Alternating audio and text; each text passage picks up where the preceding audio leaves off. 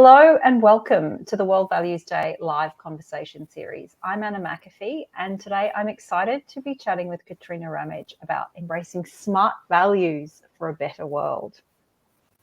For those that don't know Katrina, she is a global ambassador for World Values Day and also a complex public policy expert. And has some really amazing expertise and insights to share with us. Welcome, Katrina. Thank you. Thank you for having me, Anna. It's very nice to speak to you about this today. I want to start by asking you about your values. Because World Values Day, we've been doing this live series for a little while, but we're really coming into the kind of final 2 weeks of this campaign. And I'm asking this of all of our guests, but I would love to know if you're willing to share perhaps one of your values, what it is, where it came from, and how you put it into practice.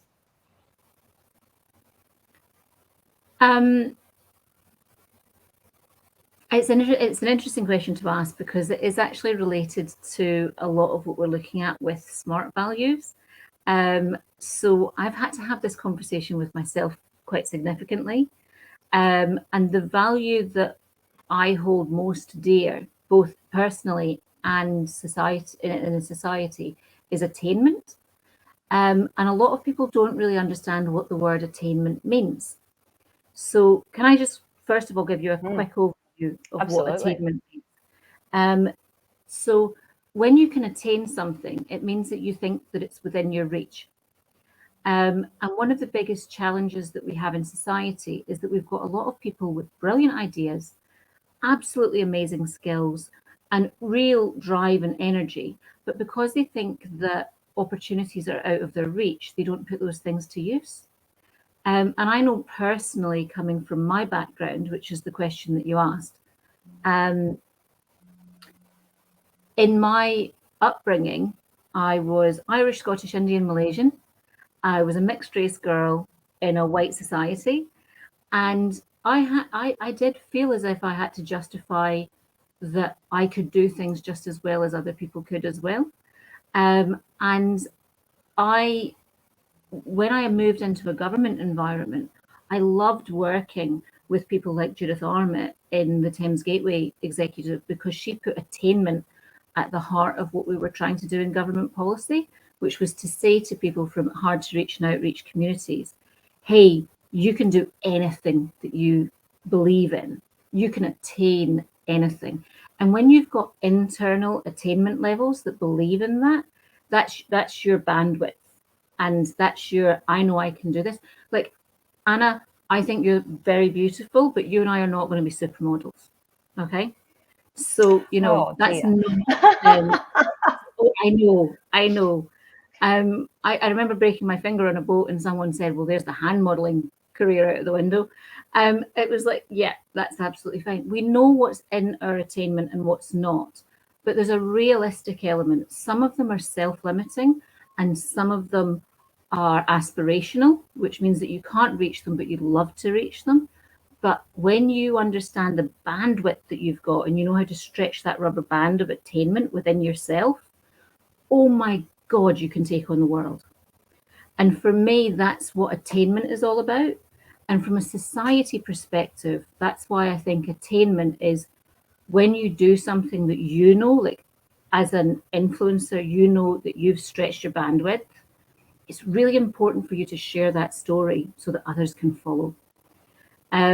So attainment for me is the value that really sits true on the inside, and also the bit that I want to give back, and also the bit that I want to challenge and see in society. That is really interesting because I must admit that's not how I've never heard that answer before, attainment. I've never heard anyone talk about that value, and I think that's a really important one. So thank you. Hey, listen, people talk about kindness all the time, and everyone thinks that they know what kindness is.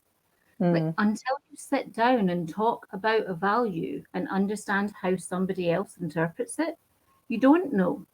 So just because you can take a word like kindness and suggest that it's a value that I understand and you understand, actually they're the most often misinterpreted.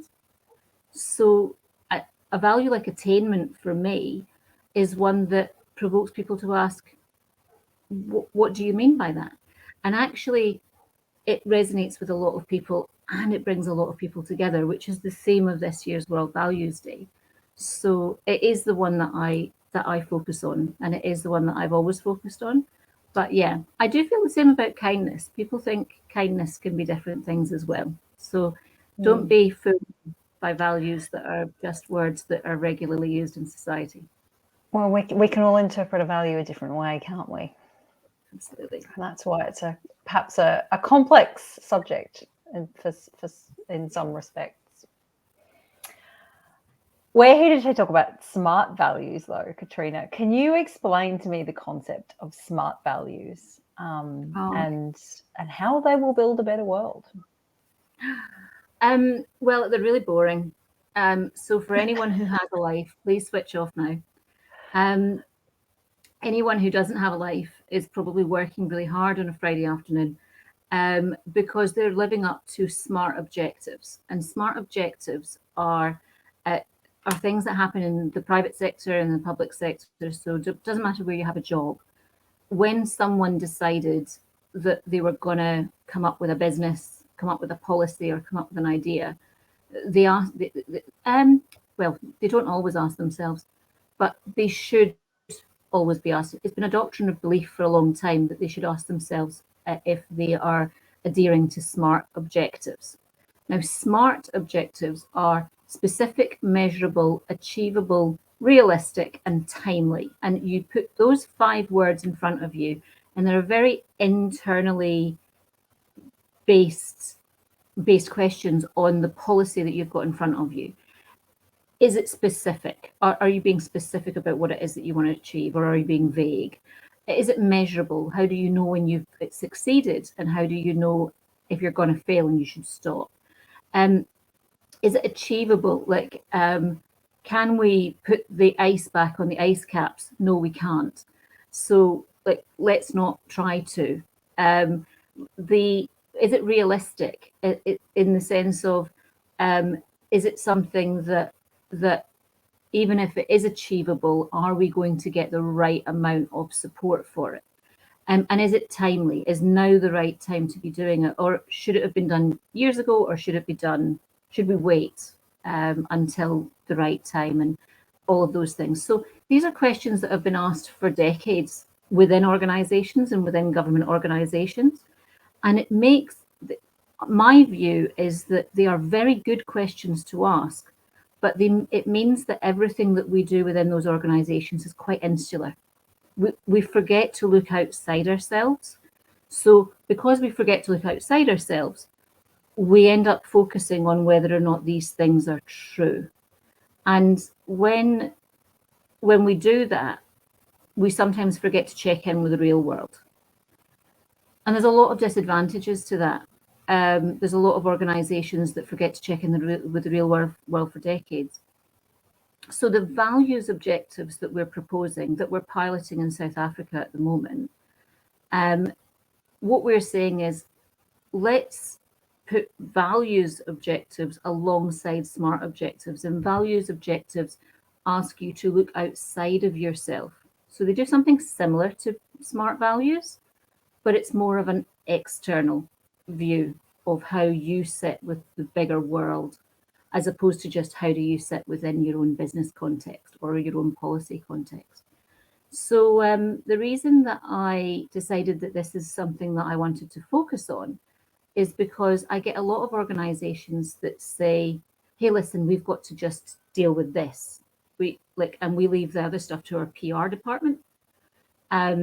So that's where I wanted to kind of couple these two things together and make them sort of part of the same process that starts at the beginning, as opposed to just leaving it to the end of the PR process that, comes to the end. So values objectives are, is it visionary?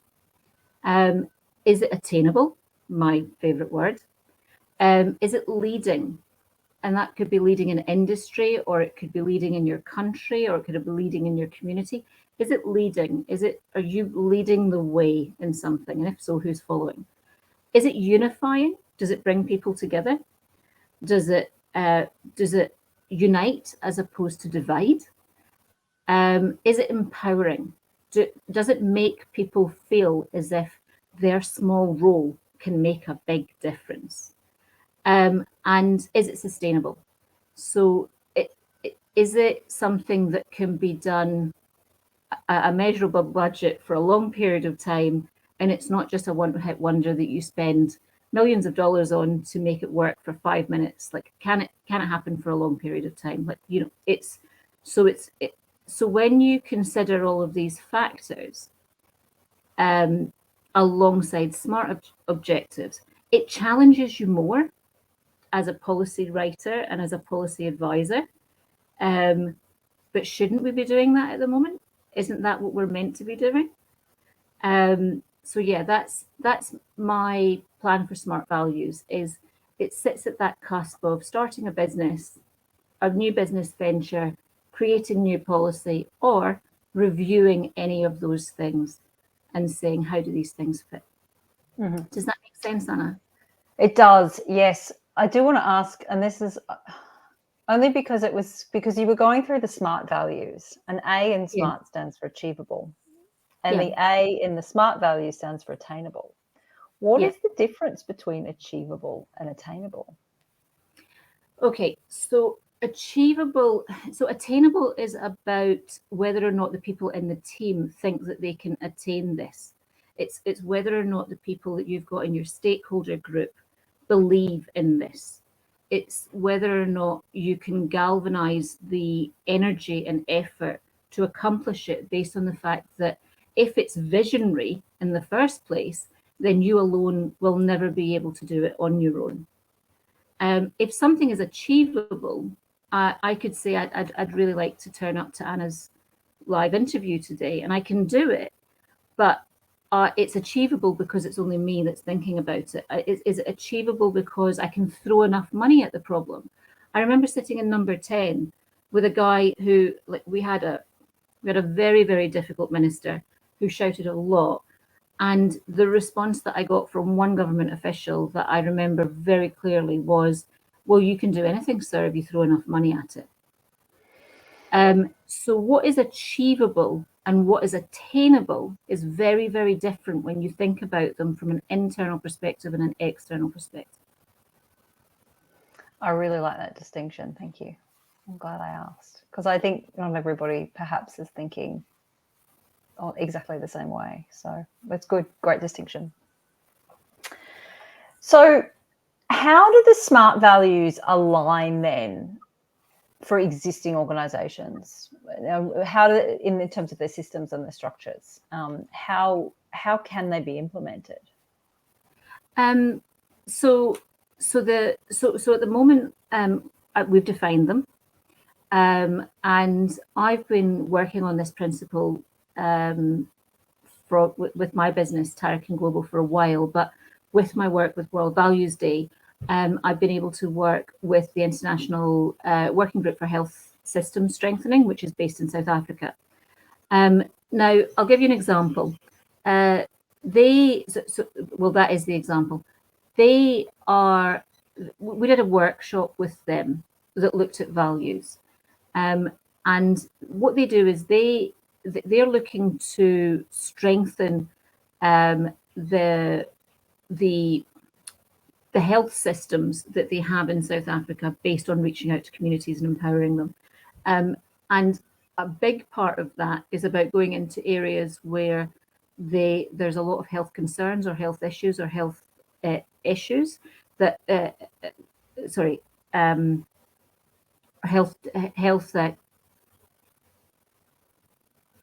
can't remember the word. It's challenges, yeah, but it's there's certain areas in crisis as well, and what they have to do is they have to have conversations with people to get to the root of what's happening and what's going on. They're a group that is not a specific organisation, so they have to rely on the way in which they do their work to capture their information to be consistent, and they want to do that using values and putting in values to their cores. So they do need to be smart because they can't waste money because of the way that they work. And they also need to have values to make sure that they're consistent in their delivery and how they treat people on the ground and how they work. So how did they put this into practice? Well, we worked with Probadi Ministry and with Charles Fowler in World Values Day, and we put together a workshop for them that showed them that gave them an introduction to thinking about their personal values. It then gave them we shared them a case study that Prav had done about the slap, Will Smith slapping Chris Rock at the Oscars, and we got them to talk about the values surrounding that and where that came from. Now, we've then brought them back into the conversation about how they put values into practice in their own environment and how they would have did they feel confident having conversations about values with the people that they were going to speak to, who may be in distress, who may be having challenges in certain ways, who may have lost faith in the system, who, for all sorts of different reasons. How do they use values to bridge that gap at the same time as considering these things? So using both of these things in tandem, and providing them with the space to practice some of these conversations has been really powerful for us, and has been really powerful for them.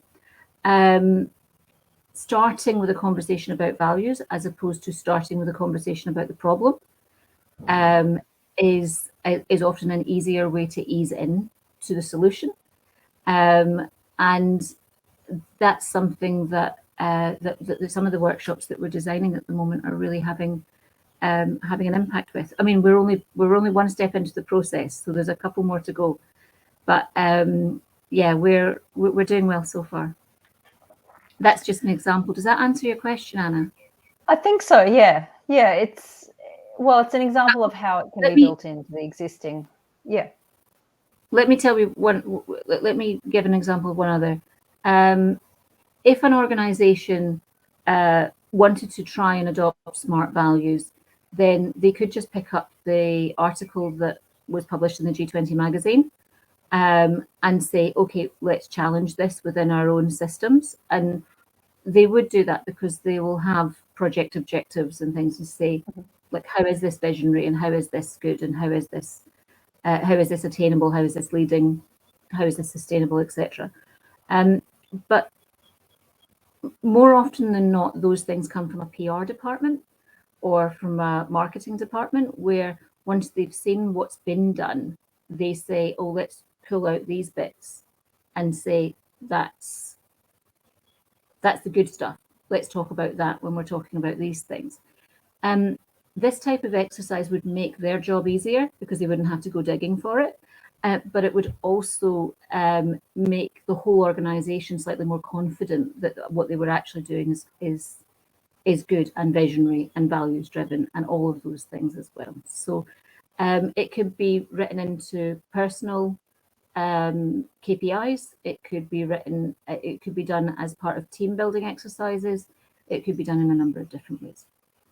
Yeah, it's really interesting. Yeah, and as you say, can be used in so many areas. One question I wanted to ask you about is values washing, because this is becoming, I think, more prevalent as brands and organizations all are saying, well, we're really values driven. But in actual fact, as you say, it's perhaps a PR exercise. It's not.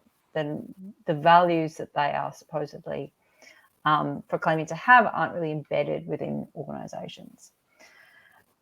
And embedded within teams and things like that. How can companies avoid values washing? And are these SMART values an answer to that? I would say that there isn't a human being on the planet who isn't values driven. And to be fair, just because you say that you're values driven doesn't mean that they're good values. I'm pretty sure Hitler was values driven. To be perfectly frank. So I don't think that you can just turn around and say I'm values driven and that's that done. And I think that from my perspective, politically, people constantly talk about political values and the values of political parties. And that really kind of talks to the spectrum of values that exist and the interpretation of words that exist within the values spectrum. And I think that values washing is very much about when you hide behind words like kindness, because it appeals to everyone and everyone thinks that they know what you mean, and you don't have to explain yourself. So I think that there's a lot of easy values that you can pick up, and you can say, "Hey, this is well, it's because we're the kind party, or we're the, like whatever it happens to be." I'm not going to go into details, and I'm not going to go into specifics, but do you understand my point? That values aren't the preserve of the good. Like, everyone has values. Murderers have values. Everyone has values.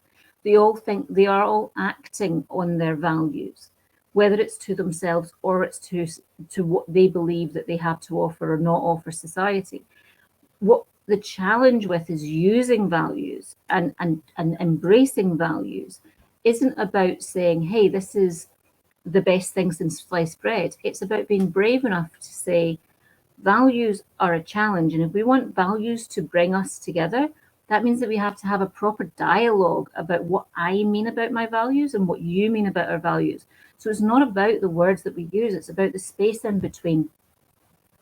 It's about the conversation in between. That's the bit that actually makes a difference.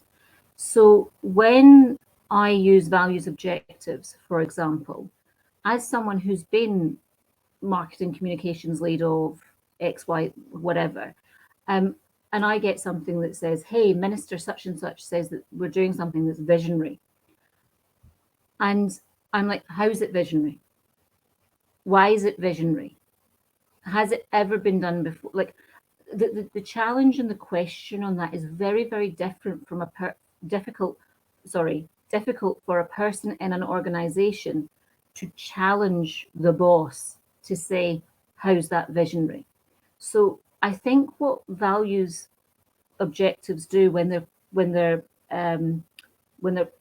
compounded with SMART values and they complement each other, is that it gets the boss to answer that question without one person having to call it out and say how, and why, and where's the evidence. And it means that the organization has to have a deeper conversation, and it's not so that the washing doesn't happen from the top down or from desperation levels. So there's some organizations that would float through this process because they do this already and they don't need it. And then there's some organizations that would do this and see it as an exercise in realizing that some of the things that they say are a bit vacuous because it's not necessarily about it doesn't necessarily take into consideration what's going on in the real world. It's more about what the chief executive wants to hear.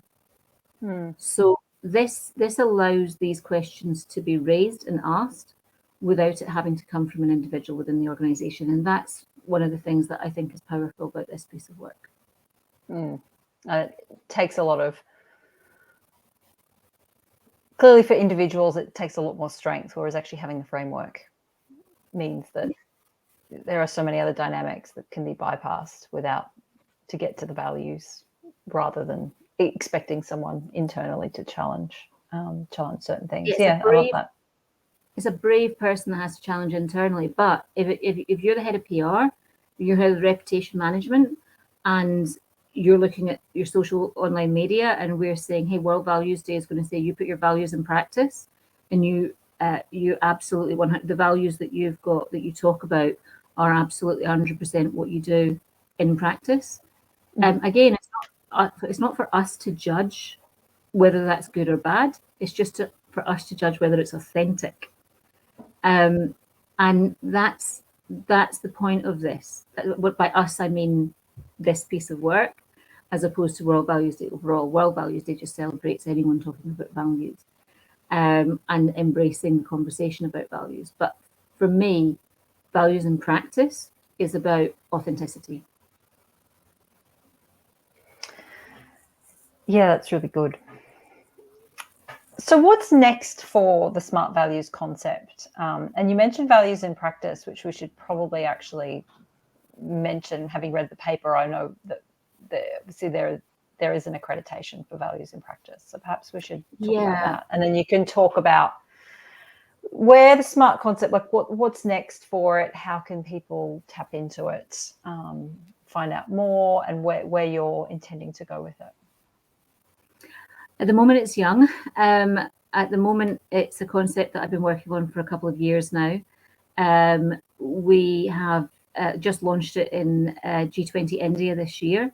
We're working with, as I say, IWG in South Africa to pilot it. That's going to be a couple of years that we're working with them, because we want to measure and map and be specific and see how things are, like whether or not there's realistic outcomes in these things. So we're going to be smart, and we're going to use values as well. But we want to really report to the G20 in South Africa in 2025 on that. Now, we would love to be able to pilot this with one or two other organisations globally, and see whether or not these things work as well, to be able to capture that information. So if people want and are interested in being part of that, they can email me. Do I say my email here, Anna, or do you just put it in the comments below? I think probably it would be on your LinkedIn profile, wouldn't it? Yeah, probably via LinkedIn. I think is probably the easiest way. LinkedIn. They can message me on LinkedIn, whichever way they want to. So that would be interesting. That would be good to hear from organisations that are interested, or who want to just trial it on their own and let me know how it turns out. They don't have to have us wander in and give them things to do. But yeah, I mean, we're going with a suck it and see kind of model at the moment, to see how things play out. We're building towards Brazil next year, with the G20, and we'll see where we are around that time as well before we're going to South Africa. But yeah, so it's very much something that we're trying to do in connection with the G20, through the Values 20 movement, for the simple fact that if this does work and we continue to report, then it is something that we could get these ideas put on paper and put into the embassies across the G20 community, which, even if it has a small impact, would be a bigger impact than none at all. So that's the reason that we're doing it in parallel with the G20 at the moment, and that's what the plans are for the future for us. As you know, that's not the only opportunity that comes with G20. On my other hat that I wear with World Values Day Global Ambassador, I help organisations across the world who don't want to be involved with this stuff, but might have their own opinions and their own initiatives that they want Values 20 to consider to put forward in their communique. Then they can get in contact with me as well about that. Perfect. And if you are watching the replay, I will add this to the show notes, Katrina's email address as well. So if you're watching on YouTube and you're not on LinkedIn, by all means, do get in touch with Katrina about these. Some really interesting concepts and initiatives that are happening, that are really exciting and can certainly help us spread values. Is there any more you wanted to add, Katrina, in terms of organisations, in terms of how they should be thinking about embedding values? Anything else that you, as a takeaway to this really interesting conversation, that you'd love for people to walk away with, to think about? Yeah, I think having spent, I mean, I did my education in journalism and public relations, and I worked in the PR industry for quite some time before I went into the government sphere. And the one thing that I would say is those times that PR agents and communications departments sit down and say, oh my goodness, we need to do something that gets us some good likes. Let's attach ourselves to something that looks good or sounds good. make sure you match. Like, make sure that you actually look at it and you engage with it properly. Be authentic. Make sure that whatever it is that you're doing is something that's sustainable. I mean, look at those values in the values objectives, and think about those things. Don't do it as a one-hit wonder just because you've got some extra budget and you need to do something because you're not hitting your like market. Because it's those things that are corrosive. Those are the bits that undermine brands in the long run. And don't be tempted. Don't be tempted by them. So that I think I'd probably leave it with that. That's probably idealistic because let's be fair. We all have a lot to learn with this, I think, and so do brands. And it's usually, it was something I heard, I think, in a podcast episode recently. And it was Seth Godin who was talking about, it was actually about sustainability and greenwashing. And it was very much, the call out is the beginning point to get better. And we all need to get better. So it's not necessarily, so getting it wrong is the starting point to improvement. And I think it's a good way to look at that. If you've got that's a very good quote. And if you've got that and you take that and you say it is the starting point for getting better, then technically, if you are a brand or if you're a policy or if you are and a policy could be anything from housing policy around rental markets or homelessness or something like that, and you're writing policy, you're not just writing policy for yourself. You've got to realize that there's other countries watching what you're writing, no matter how small your country is. So everyone's watching each other to find out where the new good ideas are. So are you leading? Are you visionary? Are you doing something that other countries can do and follow? Are you doing something that other brands can do and follow, so that you can create a bigger impact? Because unless our whole equals greater than the sum of our parts, we're lost at sea. We're nothing. So unless we can use our values to bring us together by having this dialogue, we're missing out on a massive opportunity. Absolutely. I couldn't agree more. Katrina, thank you so much. This has been a really interesting conversation. For those that are watching the replay and have some questions or would like to get in touch, please do pop it in the comments. Katrina and I can pick that up at a later date. But thank you for watching. Thank you for your time, Katrina. I look forward to continuing the conversation about this smart values. It's very exciting. Thanks, everyone, and we'll see you next time.